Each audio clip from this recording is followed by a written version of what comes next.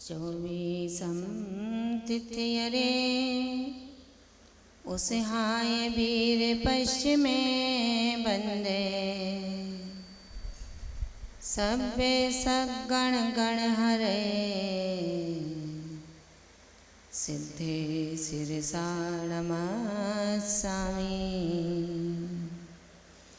नमो अरे हंताणं नमो सिद्धाणं नमो आयरीयाणं नमो उवज्जायाणं नमो लो सबसाहुरं सरस्वती नमस्तुभ्यं वरदे कामरूपिणी विद्यारंभ करिष्यामि सिद्धिर्भवतु मे सदा सिद्धिर्भवतु मे सदा। गणनी गुरु माँ विशुद्धमती जी दर्शि विशुद्धि भर दो मेरे आत्म प्रदेशों को माँ सिद्धालय धर दो बसुअर भेदन कर सकूं अहिनिस लो प्रभु नाम तब चरणों में हे गुरु माँ मेरा कोटि प्रणाम मेरा कोटि प्रणाम। जबली तीर्थंकर आदिनाथ भगवान की चैतन्य चिंतामणि तीर्थंकर श्री पार्श्वनाथ भगवान की शासन नायक तीर्थंकर श्री महावीर स्वामी की परम पूज्य गुरुदेव आचार्य श्री निर्मल सागर जी महाराज की परम पूज्य सिद्धांत रत्न भारत गौरव गणनी आर्यका श्री विशुद्धमती माता जी की 16 कारण महापर्व की श्रीमद् जैन धर्म की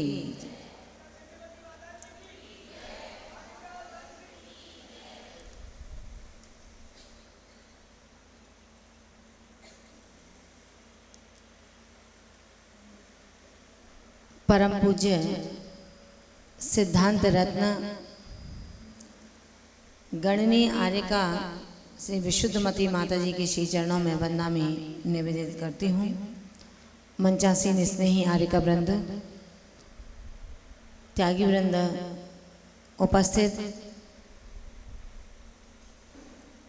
धर्म स्नेही जिज्ञासु भव्यात्माओं, अपने आप में पर्व बहुत बड़ी महत्वता रखता है। कल हमने शक्ति त्याग भावना को सुना था और आज शक्ति तप भावना को सुनेंगे। आपके पक्ष की बात की जा रही है। धर्म भी आपके साथ चल रहा है अभी कि जितनी शक्ति है उतना करो, लेकिन करो। शक्ति को छिपाना नहीं है, शक्ति को छिपाने वाला बड़ा नहीं होता, शक्ति को दोहराने वाला बड़ा होता है। क्योंकि कहा है आत्मा के दर्पण को स्वच्छ करने का नाम तप है। कौन सी भावना है आज? शक्ति तप है। तप किसको कहते हैं? आत्मा के दर्पण को जो शुद्ध करता है, स्वच्छ करता है, वो तप कहलाता है। आत्मा में उठती हुई इच्छाओं की तरंगों को जो रोकने में सहकारी कारण है, वो तप है। मन की बिना स्थिरता के प्रतिबिंब कभी नहीं दिखता। जल में तरंगें उठ रही हों तो उसमें अपना प्रतिबिंब देख सकते हैं क्या? नहीं देख सकते। उन्होंने कहा कि मन की बिना स्थिरता के प्रतिबिंब नहीं दिखता। इसी तरह स्वयं के परमात्मा को जागृत करने के लिए हमें तप को तपना पड़ेगा। तप विषय भोगों के प्रति उदासीन होने का नाम तप है। गृहस्थ जीवन में तप कर्तव्य होता है और साधु जीवन में तप आवश्यक होता है।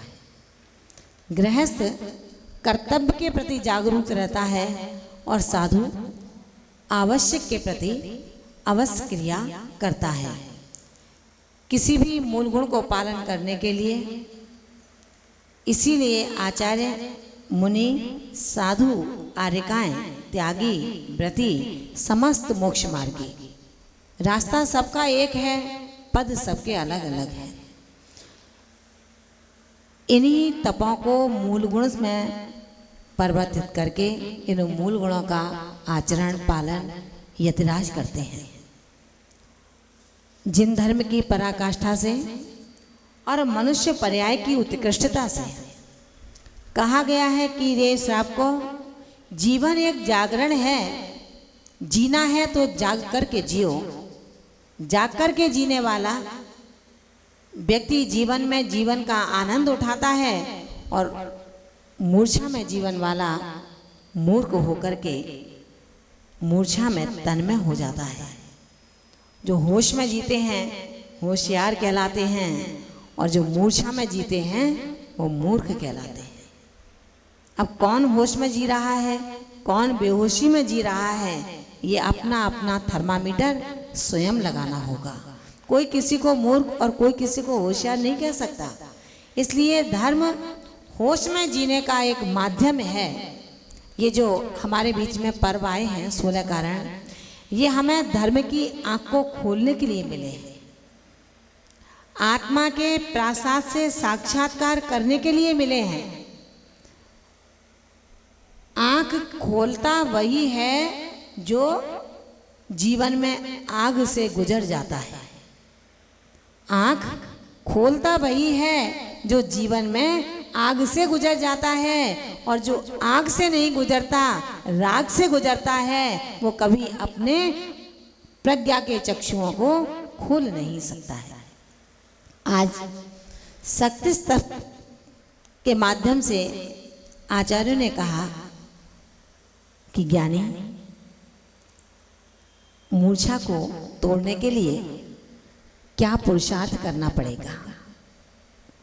विश्राम सैया को छोड़ने के लिए क्या करते हैं, कब छोड़ते हैं विश्राम सैया?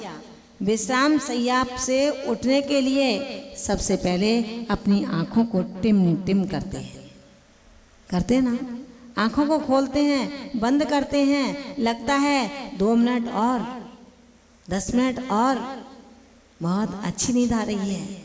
कहाँ से 5 बज गए घड़ी में आकर के।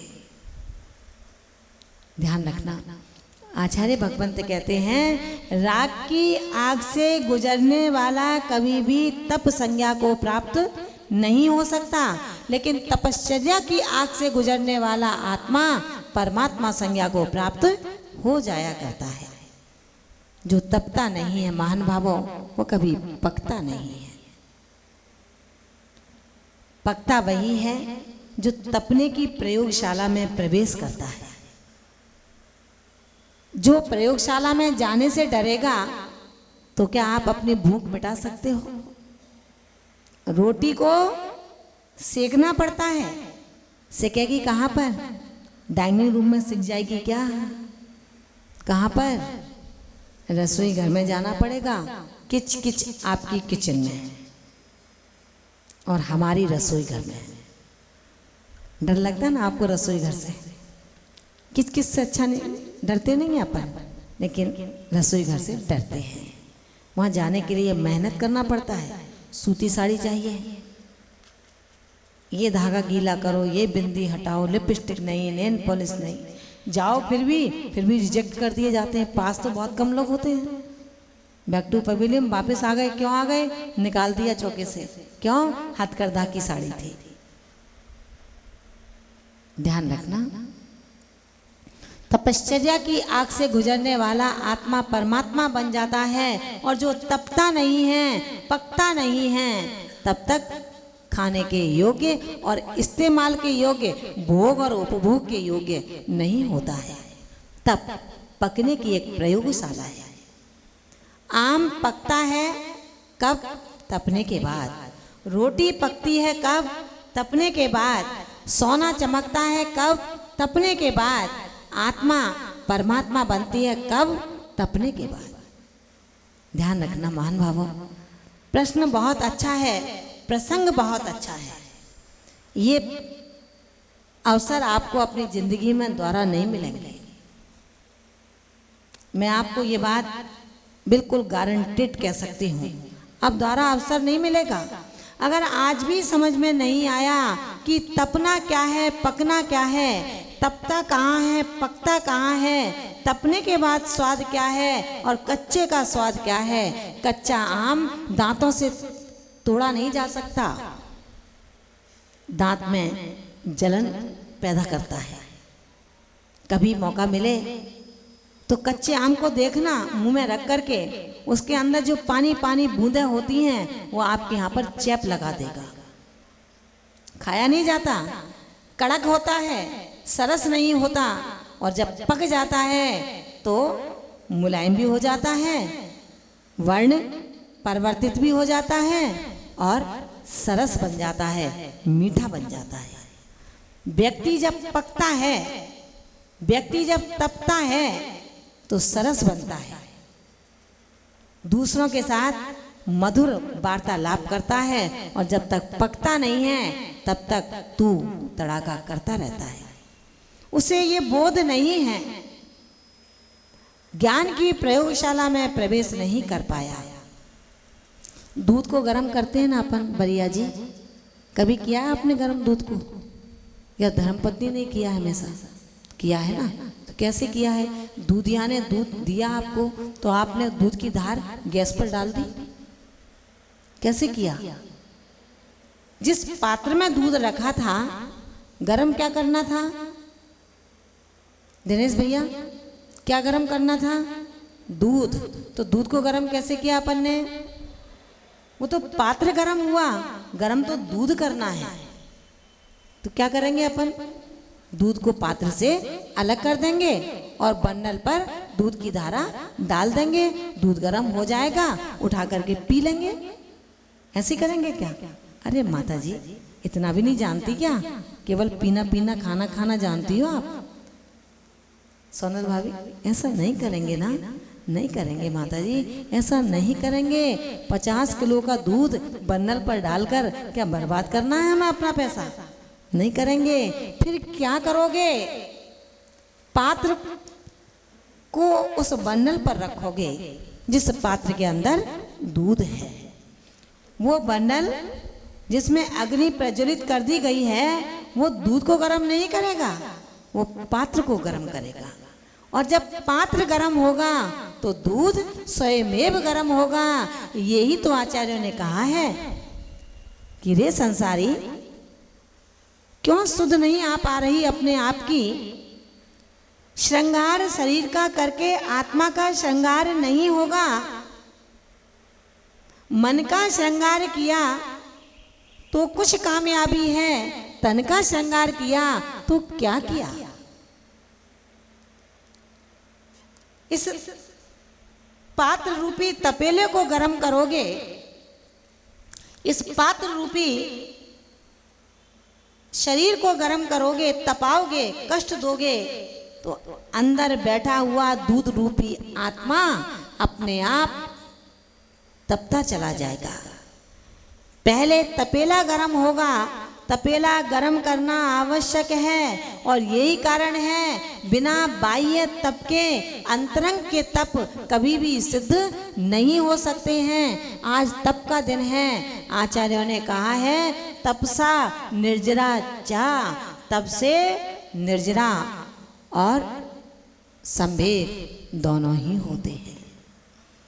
इसलिए कर्मों को क्षय करना चाहते हैं तो कर्मों को क्षय करने की भावना की साधना हमें करनी होगी।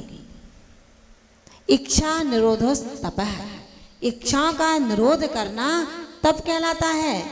ध्यान रखना महान भावों, आज मैं उस ओर ले जाना चाहती हूँ आपको, जिस माध्यम से शायद आपको पता भी नहीं होगा, क्योंकि हमारी इन मात्र शक्तियों को तो बिल्कुल समय नहीं है।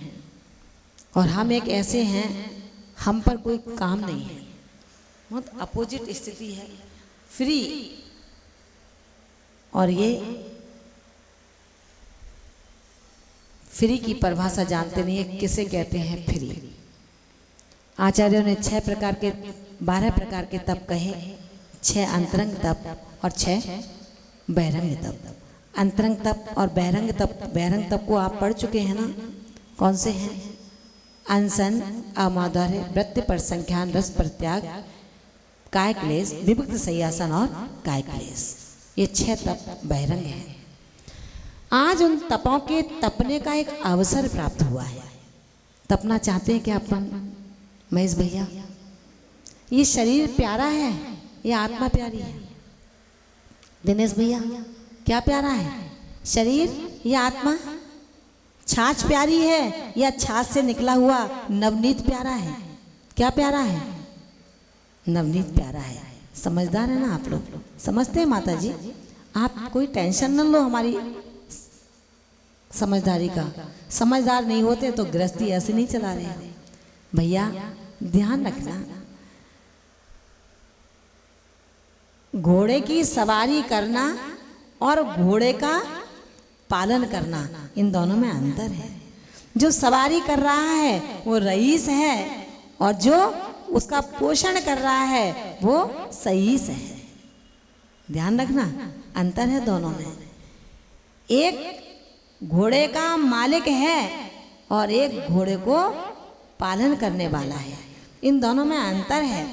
आचार्य भगवंत कहते हैं घोड़े को अगर कुछ नहीं दोगे तो काम करना बंद कर देगा, और यदि शरीर को समय पर भोजन नहीं दोगे तो ये शरीर भी घोड़े की तरह शैतान हो सकता है। लेकिन इस शरीर रूपी घोड़े के गुलाम बन जाओगे।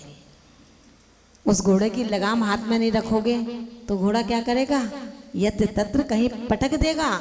इसी तरह शरीर रूपी घोड़े को अगर लगाम के साथ नहीं रखोगे तो ये भी तुम्हें भोग के गड्ढों में जाकर के पटक देगा। और भोग के गड्ढे में एक बार अगर गिर गए तो ध्यान रखना, हस्तीपाल के पास अंकुश होता है, घोड़े के पास लगाम होता है, और आपके पास क्या है? कुछ भी नहीं है ना। आज उस संयम की लगाम को हमें रखना पड़ेगा, उस तप की लगाम को हमें रखना पड़ेगा। 16 ताप का शुद्ध स्वर्ण जैसे अपने खरे स्वर्ण को पन्ने को प्राप्त होता है, इसी तरह 12 प्रकार के तप से ये आत्मा परमार्जित होती है। विषय वासनाओं का कीड़ा बनना शायद वीरों का कार्य नहीं है, लेकिन संयम साधना से तप का कीड़ा बन जाना ये वीरों का काम है। आचार्य भगवंत कहते हैं जो 6 तरफ बाह्य तप हैं उनमें पहला तप कौन सा है? कौन सा तप है? अनशन। ये अनशन तप का अवसर हमारे बीच में आया है। 10 लक्षण पर्व, अष्टांग पर्व, अष्टमी चतुर्दशी के पर्व हमें बाह्य तप करने के लिए प्रेरणा देते हैं। जब तक बाह्य तप नहीं होंगे तब तक अंतरंग तप हो सकते हैं क्या? नहीं हो सकते। तो हम इन बाह्य तपों के माध्यम से अंतरंग तपों को कैसे तप सकते हैं? आचार्य ने कहा है अंतरंग तपों की सिद्धि के लिए बाह्य तप कारण है, बाह्य तप साधन है और अंतरंग तप साध्य है। आचार्यों ने कहा बाह्य तप है परम दुष्चरम चरम तस्य आध्यात्मिक तप से परिब्रहणार्थम। हे भगवान, आप कैसे हैं? आध्यात्मिक तप को वृद्धिंगत करने के लिए आपने परम दुश्चर बाह्य तप को तपा। परम दुश्चर बाह्य तप का आचरण किया है। उपवास का नाम अनशन है। रत्नत्रय व्रत, 10 लक्षण व्रत, अष्टांगिक व्रत आदि को उपवास आदि से संपादित करना। अगर उपवास की शक्ति नहीं है तो हम एक रस से भी कर सकते हैं। केवल सिर्फ पानी से भी कर सकते हैं। जितना जितना त्याग का आयतन होगा उतना उतना कर्मों की निर्जरा स्वयमेव होती चली जाती है। बाह्य छह तप अच्छे से पता है।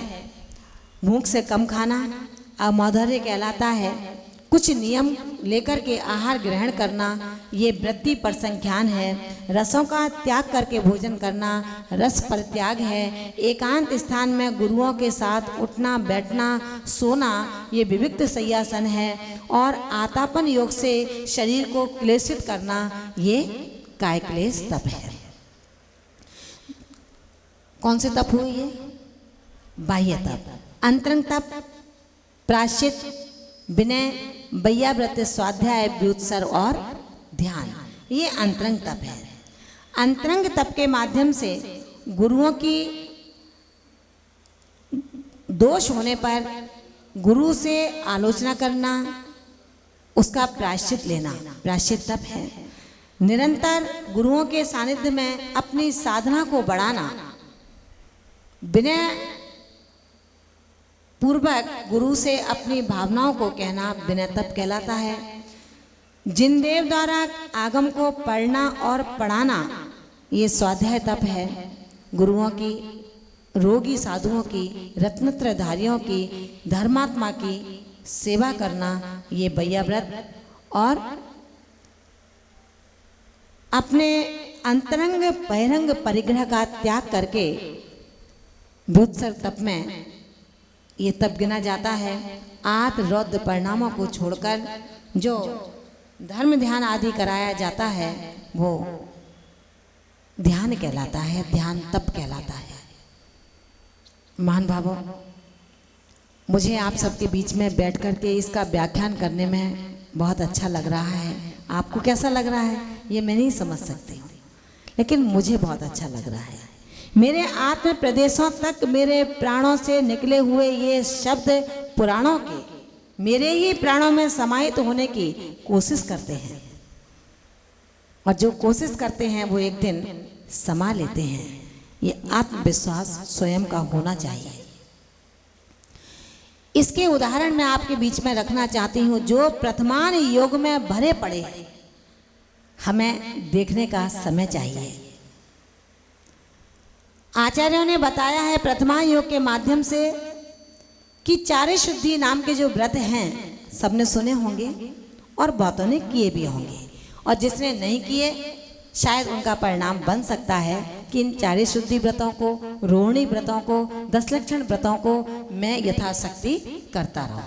क्योंकि अब भादों का महीना है, ये व्रतों का महीना है। इसमें जितने व्रत करने हैं हम कमर कसें। जिंदगी भर खाते हैं, जिंदगी भर सोते हैं, रोज ऐसी कूलर चाहिए। कभी तो तपने का मन बनाओ। कैसा होता है सूर्य की प्रचंडता की तीव्र तपन, कैसा होता है नरकों की वेदना का, एक बूंद भी पानी न मिलने का वो दुष्कर्म और एक बृहद काल। कभी कल्पना करें हम भी नरक से निकल के आए हैं। कोई नरक से निकल करके आएंगे और कोई निकल करके पुनः नरक में जाने की तैयारी कर रहे हैं। जिनको जिनवाणी कर्ण रंध्रों से अंदर नहीं पहुंच पा रही, यहाँ पर आने का मन नहीं हो पा रहा, वो तैयारी कर रहे हैं। और जो यहाँ बैठ करके भी तन से यहाँ बैठे हैं, मन से कहीं और हैं, वो भी तैयारी कर रहे हैं। और जो यहाँ नहीं आ पाए लेकिन अंतरंग में परेशान हैं, मैं नहीं जा पा रहा, परिवार के कारण, मित्रों के कारण, पाप के कारण, वो वहाँ से भी नरक से निकलने की तैयारी कर रहे हैं। ध्यान रखना परिणामों से। राजा हेमवर्ण हुए जिन्होंने विधिवत 1234 व्रतों का उपवास के साथ पूर्णता की। उसके फल से 16वें स्वर्ग में जाकर के इंद्र हुए और वहाँ से जब आयु को पूरा किया, विदेह क्षेत्र में चंद्रभान नाम के 16 राजा हुए और वहाँ से तीर्थंकर प्रकृति का बंध करके मोक्ष को चले गए। ऐसे अनेक उदाहरण आचार्यों ने कहे हैं। संबर और निर्जरा पूर्वक तप करना इस तप के प्रभाव से अनेकों रिद्धियां हमें प्राप्त होती हैं। आप अगर आज पंचम काल में इन व्रत उपवासों को अपने यथाशक्ति संपादित करते हैं तो रिद्धि नहीं होगी, लेकिन शक्ति तुमको जरूर मिलेगी। शक्ति कम चीज नहीं है। भगवान की भक्ति करने की शक्ति मिले, भगवान को एकटक निहारने की शक्ति मिले, आप के इस बॉडी के अंदर किसी भी पार्ट्स में कहीं भी कोई वेदना है तो क्या उपाय है उसका आपके पास में? डॉक्टर के पास जाओगे ना भैया, डॉक्टर सही कर देगा। कितना विश्वास करते हैं, रकम भी देंगे और सही भी नहीं होगे आप। लेकिन हमारा डॉक्टर 3 लोग का नाथ बैठा है, क्यों नहीं जाते इनके पास में? इनके हर उस पार्ट्स को देखो जो पार्ट्स आपको वेदित कर रहा है। आपका अगर ब्लॉकेज है तो भगवान के हार्ट को देखो ना, आपके ब्लॉकेज खुल जाएंगे। लेकिन देखने की ताकत, देखने का श्रद्धान, देखने की शक्ति, देखने का समय आपको चाहिए। आपके पास वो समय हो। मंदोदरी नाम सुना है क्या? मंदोदरी के पिता राजा मय, जिन्होंने मुनि अवस्था में सर्वौषधि रिद्धियों को प्राप्त किया था। कब? इस तप को तप करके। कौन से तप? व्रतों को करके। व्रत सबसे बड़ा तप है। हम व्रत को यथाशक्ति करें। ऐसे भी लोग इस ग्वालियर में होंगे जो मंदिर जाए बिना रहते नहीं हैं, ठेकेदारी किए बिना रहते नहीं हैं, और पर्युषण पर्व के अंतर्गत सोने के कलश से अभिषेक भी करेंगे। लेकिन ध्यान रखना, सोने का कलश, पीतल का कलश, कोई भी कलश करें आप, कलश के साथ साथ आपके परिणामों का कलश भी होना चाहिए, आपके भावों का कलश भी होना चाहिए। जिस स्वर्ण कलश को भगवान के सिर पर हम जल की धारा दे रहे हैं, वह मेरे भावों की धारा होनी चाहिए कि हे प्रभु, जिन तप करके आपने इस अवस्था को प्राप्त किया है, वो तप का मास मेरे बीच में आ गया है, मैं भी उन व्रतों को कर पाऊं। कितने सारे व्रत आएंगे इसमें, उन व्रतों को कौन से व्रत हम करेंगे? अभी से मन बनाइए। बेशक हम एकासन से करें, बेशक हम जल लेकर के करें, निर्जल नहीं करें, लेकिन इसमें सर्वथा हरी सब्जियों का त्याग होता है। कोई भी व्रत करें, हम डाब का पानी नहीं पी सकते। डाब कोई मेवा नहीं है, डाब वनस्पति है।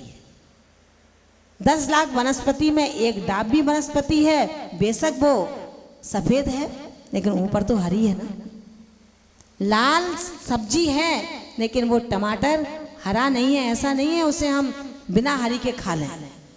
सब्जियां जितनी भी हैं वो सब हरी हैं, उनका व्रतों में कभी भी इस्तेमाल नहीं करना चाहिए। अगर व्रत नहीं करते हैं तो बात अलग है। विष्णु कुमार मुनिराज ने कौन सी रिद्धि प्राप्त की थी? कौन सी की थी? पूजा भाभी, 13वें तीर्थंकर की सहधर्मिणी हो, ध्यान रखना। नाम निक्षेप संसार से पार होने में कारण नहीं होगा, लेकिन काम निक्षेप संसार से पार करा देगा। इसलिए ध्यान रखना है, विष्णु कुमार मुनि को भी विक्रिया रिद्धि तब से हुई थी। हम भी उन्हीं रिद्धियों को प्राप्त कर पाए। रिद्धियों को प्राप्त करने की कामना नहीं होनी चाहिए, लेकिन व्रतों को मैं करके अपने तपेले को गर्म कर लूं। ये तपेला गर्म हो जाएगा तो आत्मा रूपी दूध स्वादिष्ट हो जाएगा, सेवन करने के योग्य हो जाएगा। उस ओर ले जाना चाहती हूँ, समय नहीं है, लेकिन फिर भी मन नहीं मानता है मेरा। आचार्यों ने कहा है, जिस द्वीप में हम बैठे हैं, इसी जम्बू द्वीप के आर्यखंड में भरत क्षेत्र में हस्तिनापुर नगर है, जो आज भी है। इस नगर के अंदर राजा बीत शोका जब राज्य किया करते थे, उस राज्य करने के संचालन में उनकी जो रानी थी, उनका नाम था विद्युत प्रभा। उन विद्युत प्रभा के अशोक नाम का एक बेटा था। इसी भरत क्षेत्र में चंपा नगरी, उस चंपा नगरी के राजा मघवा हुए, जिनकी पत्नी का नाम श्रीमती था। श्रीमती की कुक्षी से 8 पुत्र और 1 पुत्री रोहिणी का जन्म हुआ। नाम सुना है ना रोहिणी? किस किस ने सुना है? हाथ ऊंचे करना। पड़ोसी है क्या आपकी? नहीं। कौन है रोहिणी? कैसे परिचय हुआ इनका? रोहिणी व्रत से हुआ। बहुत अच्छा उत्तर दिया आपने। 8 पुत्र और 1 पुत्री किसके थी? राजगृही के मघवा राजा की पत्नी श्रीमती के 8 पुत्र और 1 पुत्री रोहिणी। रोहिणी ने जब अपने बाल्यावस्था में निरंतर व्रतों को किया, जब अष्टांग का व्रत के उपवासों से पूर्णता करने जा रही थी, 8वें उपवास के दिन पूजा की और अपने पिता के पास जो शेष अक्षत बचे थे उनको देने गई। पिता राजभवन में अपनी सहधर्मिणी के साथ में बैठे थे, धर्म की चर्चा कर रहे थे। जैसे ही पुत्री को आते हुए देखा, राजा चिंतातुर हो जाते हैं कि अरे अपनी रोहिणी इतनी बड़ी हो गई है, अब तो इसका सुंदर वर के साथ विवाह कर देना चाहिए। मंत्रियों को बुलाया, मंत्रणा की और स्वयंवर हुआ। स्वयंवर में हस्तिनापुर के राजा अशोक के गले में उन्होंने वरमाला डाल दी। अशोक जो बीतशोक राजा के पुत्र थे, बीतशोक राजा को वैराग्य हुआ और युवराज अशोक को राजा बना करके स्वयं जंगल में चले गए। न्याय नीति से राज्य का संचालन चल रहा था। न्याय के सिंहासन पर विराजमान महाराज अशोक अपने राज्य का संचालन कर रहे थे।